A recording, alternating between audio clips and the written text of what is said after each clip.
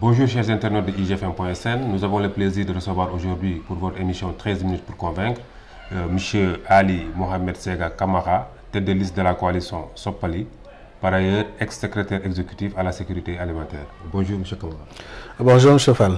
Alors M. Kamara, le prétexte de cette invitation, c'est votre limogeage à la tête du secrétariat exécutif à la sécurité alimentaire. Comment ça s'est passé? Je voudrais d'abord rendre grâce à Allah, le meilleur des souverains et le meilleur des pourvoyeurs, de m'avoir accordé donc, la santé et la longévité pour vivre ce moment, consacré vraiment donc, à mon limogeage à la tête du secrétariat exécutif du Conseil national de sécurité alimentaire. J'ai reçu donc, un appel de la primature donc, du directeur de cabinet de M. le Premier ministre pour rencontre, ce que j'ai accepté immédiatement. Et en le rencontrant, donc, il m'a fait part que M. le Premier ministre a décidé donc, de nommer quelqu'un à ma place. Et je lui ai dit, ok, il n'y a pas de souci. Donc, transmettez-leur à lui et à M. le Président de la République mes remerciements. Et puis, que je leur souhaite vraiment donc, bonne continuation. Alors, votre limogeage est lié à des raisons purement professionnelles ou politiques? Alors, aucune raison ne m'a été fournie officiellement. Donc, à la suite de cela, j'ai eu à m'entretenir avec donc, des hommes donc, de l'entourage du président de la République qui m'ont aussi fait part vraiment donc, de leur inquiétude par rapport vraiment à cette décision. Et que donc c'était lié à la liste que nous avons constituée pour aller aux élections législatives du 30 juillet 2017. Okay. Liste donc dans le cadre de la coalition Sopali. Et que je trouve tout à fait normal, tout à fait correct, parce qu'un parti politique, ça doit aller aux élections. Nous avons créé un parti politique, c'est pour conquérir le pouvoir là où il est, que ce soit au niveau local, au niveau national, au niveau supra. Eh bien, naturellement, notre devoir est donc d'y aller. Parce qu'en rencontrant le président Macky Sall en 2011, le 7 septembre 2011, notre discussion c'était vous êtes candidat, je suis candidat. Alors, comment est-ce qu'on fait? Nous avons discuté et nous avons dit, ok, vous êtes le mieux placé que nous pour vraiment donc être le candidat donc, de l'unité. Et pour qu'on puisse redresser ce pays et le transformer. Eh bien, donc de cette discussion, nous avons dit, ok, maintenant on vous investit à ma place. Moi, je renonce à ma candidature, on vous investit à ma place. Et à partir de ce moment, donc, on vous accompagne. Donc, on vous prend vraiment donc, sur nos épaules. Hein, comme le disent en Wolof, de l'Etingo. Et c'est ce que nous avons fait jusqu'à ce que Dieu nous a accordé que le président Macky Sall vraiment s'est installé au pouvoir. Et donc, 2 ans après, sinon, voilà, un an et demi, j'ai été appelé aux affaires. Donc, en laissant ce que moi je faisais, je suis venu donc au niveau du secrétariat exécutif du Conseil national de sécurité alimentaire, qui n'était pas connu du tout des Sénégalais. Et nous avons fait un travail donc, de redressement. Et voilà, et nous l'avons mis vraiment donc, à la surface. Et aujourd'hui, donc, quand on nous a demandé donc, de partir de là, nous avons accueilli ça avec sérénité et avec beaucoup vraiment donc, de philosophie. Hein, d'autant que il n'était pas inscrit sur notre front que donc, nous sommes les occupants éternels ad vitam. Aujourd'hui, un peu avec le recul, est-ce qu'on ne peut pas dire que vous avez cherché votre limogeage? Parce que si l'on sait qu'avant les investitures, le chef de l'État a sorti une circulaire claire pour demander aux membres de son parti et éventuellement aussi à tous les alliés de laisser tout entre ses mains. Première chose, je ne l'ai pas cherché. La deuxième chose, le président de la République n'a pas à dicter aux alliés leur comportement et leur attitude. Chacun a créé son parti dans les conditions et les circonstances qui étaient vraiment donc les leurs. Et lorsque on se mettait ensemble, c'est par la négociation et la concertation et la discussion qu'on est arrivé à cela. Et il n'y a pas vraiment donc d'imposition pour que nous soyons avec lui. Dès l'instant que donc nos intérêts ne sont pas ensemble, naturellement, et sur le plan politique, parce que je rappelle qu'en 2012, nous avons donné 4 dossiers au président Macky Sall pour qu'il puisse les mettre sur la liste donc, de la députation. Aucun de nos candidats n'a été même suppléant. Okay, en 2012. En 2012. Donc, sur la base de cela, est-ce que nous, en tant qu'entité politique, nous allons vraiment donc nous laisser berner à nouveau? Est-ce que nous allons accepter vraiment donc qu'on nous dicte notre comportement alors que nous sommes un parti souverain? Il peut diriger l'APR, il peut dicter sa loi à l'APR, mais il ne peut pas dicter sa loi vraiment au MPC.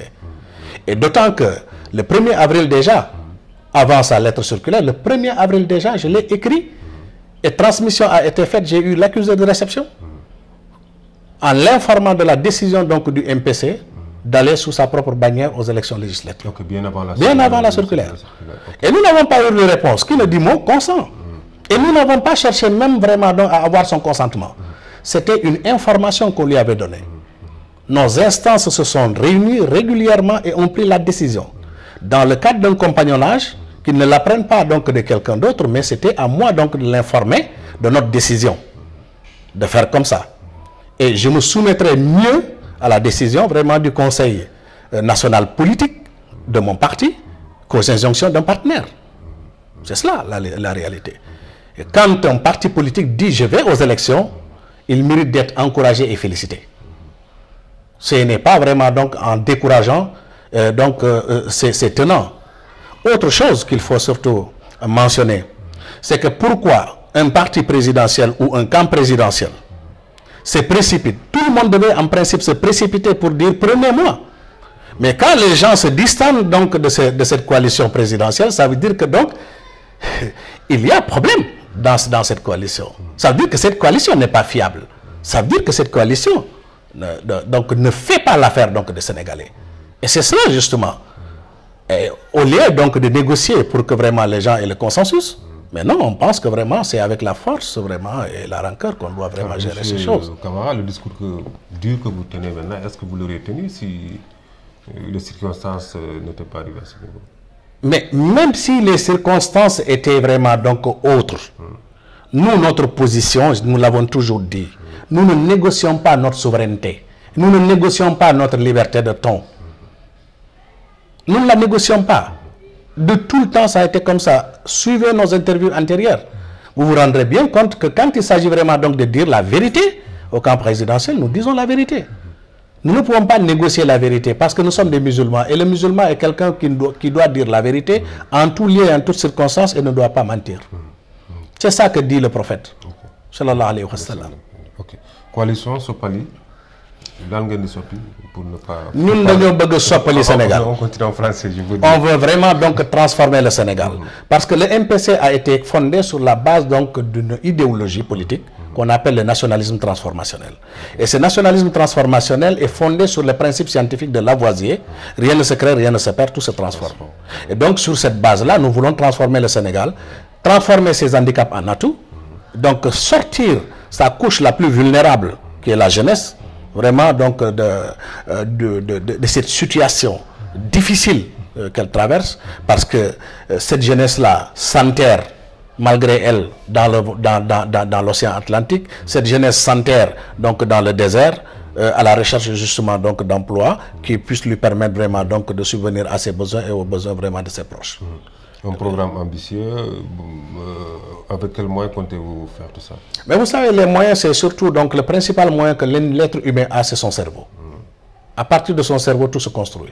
Donc nous utiliserons notre cerveau pour pouvoir construire donc les moyens et faire face à la situation. Alors, vous allez sur l'ensemble des départements, la liste nationale, comment est-ce que vous allez vous organiser pour cette élection? Ben, nous allons nous organiser avec beaucoup de sérénité. Nous allons nous organiser vraiment donc avec beaucoup de tranquillité et nous allons chercher vraiment donc à aller à ces élections-là, non dans l'adversité, mais dans le développement d'arguments et d'argumentaires qui puissent convaincre donc les Sénégalais à nous choisir pour mettre vraiment donc le maximum de députés au Parlement. Nous ne sommes pas dans l'adversité, nous sommes dans l'argumentaire. C'est ça qui doit, ni Benno Bokk Yakaar, ni autre formation politique ne sont nos adversaires. Nos adversaires, ce sont les difficultés réelles que les Sénégalais vivent et que les Sénégalais vivent.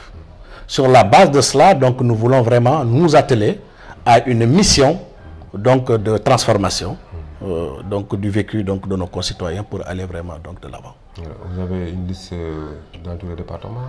Alors, nous avons été forclos dans 19 départements du fait simplement que l'essentiel donc de nos candidats qui sont des jeunes n'avaient pas donc réuni, ne réuniraient pas le 30 juillet, date donc de l'élection, les 25 ans. Ça, c'est cette dimension qui nous a vraiment donc le plus échappé, parce qu'on a voulu mettre le maximum de jeunes sur nos listes. Ça veut dire que donc notre volonté de transformer donc la réalité des jeunes était quelque chose vraiment donc qui était là. Et sur ces listes-là, il y a peut-être un candidat ou bien un suppléant ou une suppléante vraiment donc qui avait moins de 25 ans. Et ça nous a échappé donc au moment de la constitution des listes. Et donc le délai était très serré finalement. Donc on a abandonné donc les 19 départements et tous les autres départements nous avons investi. Voilà. Pour la liste nationale, naturellement, c'est où la télévision? Oui, pour la liste nationale, la liste nationale de la coalition Sopali, qui se reconnaît par l'arbre et le parasol, eh bien, donc c'est moi qui le dirige. L'arbre, pourquoi ce symbole de l'arbre? Alors, l'arbre est tout. L'arbre, c'est d'abord la vie. L'arbre, c'est l'eau, la pluviométrie. L'arbre, c'est la nourriture. L'arbre, c'est les médicaments. L'arbre, c'est donc globalement la santé, pour parler donc des départements. C'est sous l'arbre donc sous l'arbre qu'antérieurement on faisait donc les formes de transmission de connaissances, donc l'éducation. Et c'est les institutions traditionnelles chez nous, c'est sous l'arbre à palabre.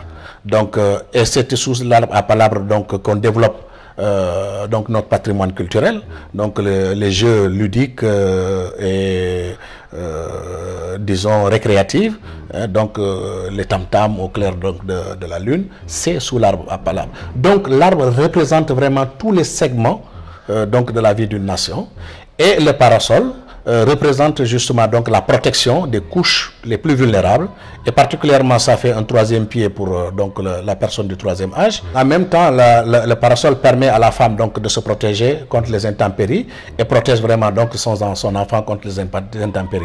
Donc en tant que symbole, donc nous l'avons érigé comme étant vraiment le symbole de la protection sociale, et l'arbre comme étant vraiment donc la totalité vraiment donc de ce que représente la vie d'une nation. Voilà ce que nous voulons vraiment donc mettre en avant et inviter les Sénégalais à voter donc pour la liste Sopali, la coalition Sopali que je vais diriger donc le 30 juillet. Merci M. Camara. C'est moi qui vous remercie. Donc je rappelle aux internautes que vous étiez l'invité de l'émission 13 minutes pour convaincre. Vous êtes M. Ali Mohamed Camara, secrétaire tête de liste de la coalition Sopali, ex-secrétaire exécutif à la sécurité alimentaire. Merci. Vous avez été limogé par le chef de l'État pour avoir choisi d'aller sous votre propre bannière. Effectivement. Okay. Allez, rendez-vous la semaine prochaine. Merci beaucoup.